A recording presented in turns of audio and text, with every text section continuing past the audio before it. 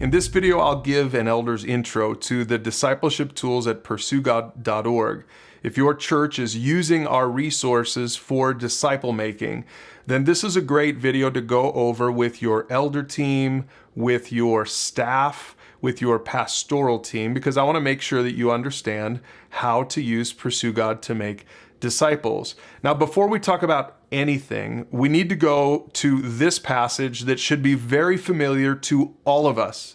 Jesus told his disciples to go make disciples of all the nations, baptizing them in the name of the Father and the Son and the Holy Spirit, and teaching these new disciples to obey all the commands I've given you. This passage is important to us because it gives us our marching orders as followers of Jesus. That's why we've created PursueGOD.org, so that more and more churches and ministries and families and individuals can be equipped to go make disciples, which is what Jesus wants his followers to do. So keep that in mind. In fact, I want to say this, elders and pastors, before we go any further in this video, I want to make sure that you understand that everything we're going to talk about right now, if it's going to be implemented at your church, in other words, if your church is going to become a disciple-making church, and if you're going to use the Pursue God tools to do it, it's going to start with you.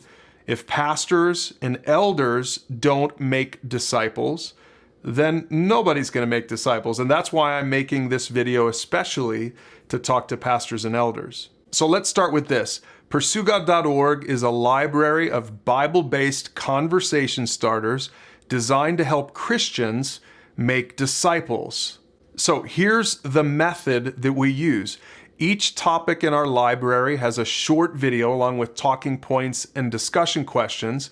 So the basic method is this: just find a topic, share it with family, friends, or a small group, and invite others into a life-changing conversation. Now, I don't know what comes to mind when you talk about discipling somebody. Maybe you were discipled by somebody just using the Bible, reading through the Bible with someone, or reading through a workbook with someone, or another type of curriculum. Well, when we talk about discipling, we also call it mentoring, at PursueGOD.org, we're talking about, at the most basic level, we're talking about choosing a topic, a conversation starter from our library, and there are over 2,500 to choose from, and letting that start a conversation between you and your small group, or your family member, or your friend, or someone in men's ministry, or women's ministry, or youth ministry. So that's the method that we use. We just call it the conversation starter method. Now, this would be a great time to take a quick look at PursueGOD.org. I'm not going to get into everything here, but you'll notice we have all of these categories to choose from: life and faith and family and students.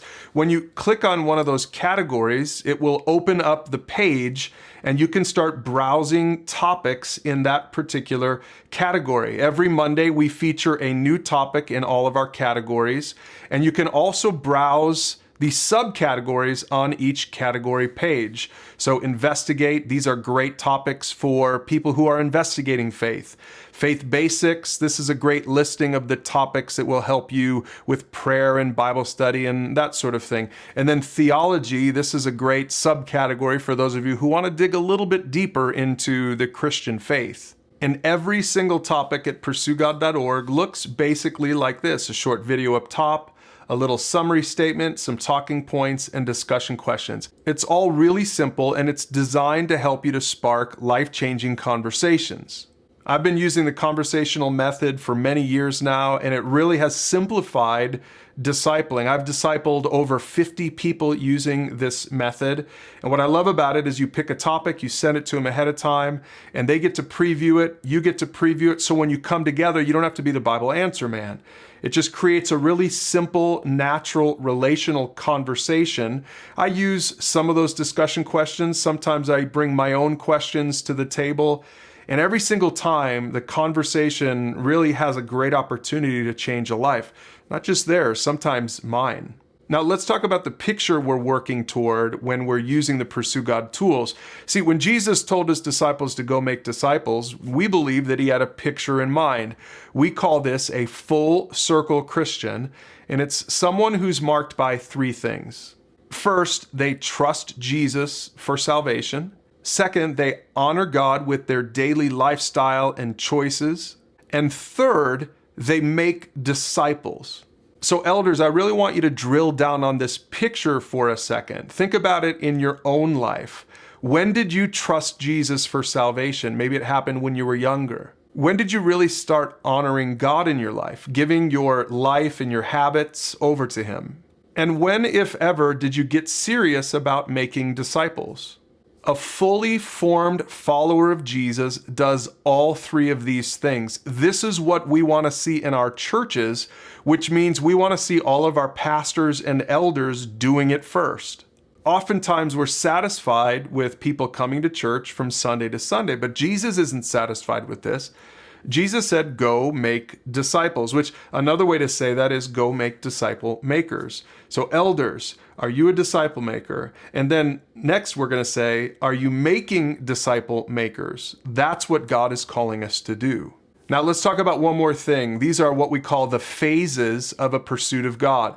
The Pursue God strategy works in 3 phases that you can use as milestones to measure progress in every ministry at your church. Here's the picture that we use to describe that. Phase number 1 is when you engage someone in a pursuit of God. That means you find a topic, you start talking about the topics that are interesting to them.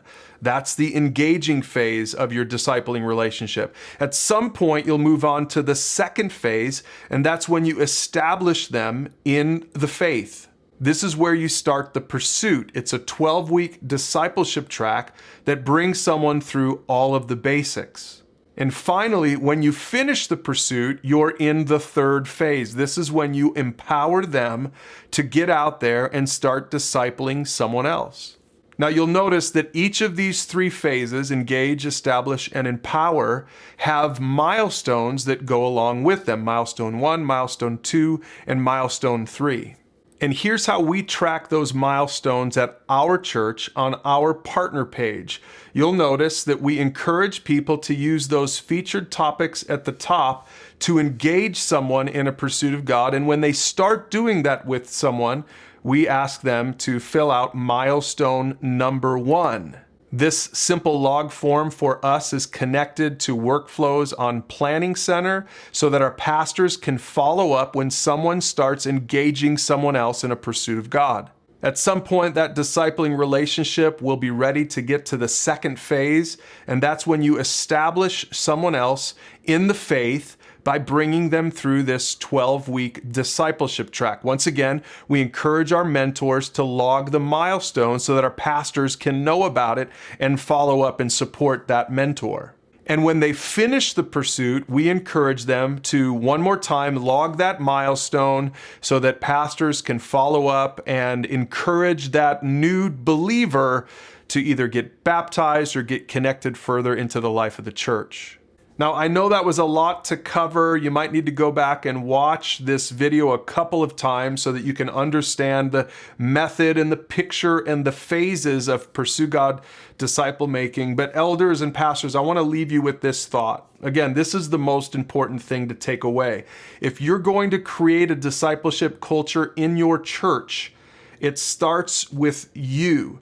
Pastors and elders, you should start discipling using this method and these tools, and eventually that virus will spread and everyone will start obeying the Great Commission. Everyone will go out and start making disciples.